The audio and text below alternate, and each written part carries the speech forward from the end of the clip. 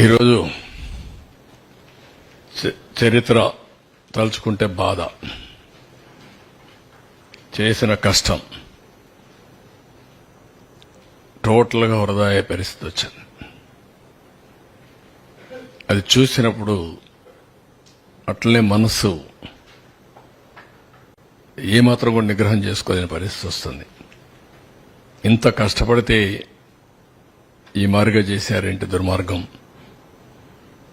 అంటే జాతి ద్రోహం. ఇది నాకు కాదు, నేను నిమిత్త మాత్రుణ్ణి, ప్రభుత్వం నిమిత్త మాత్రం.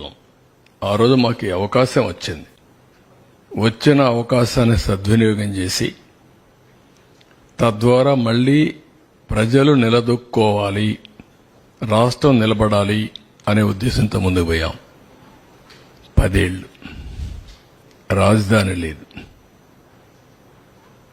బైఫర్కేషన్ యాక్ట్ కూడా 10 years టైం ఇచ్చి కామన్ క్యాపిటల్ హైదరాబాద్ ఉంటుందని చెప్పి ఈరోజు హైదరాబాద్ కూడా క్యాపిటల్ అయిపోయింది.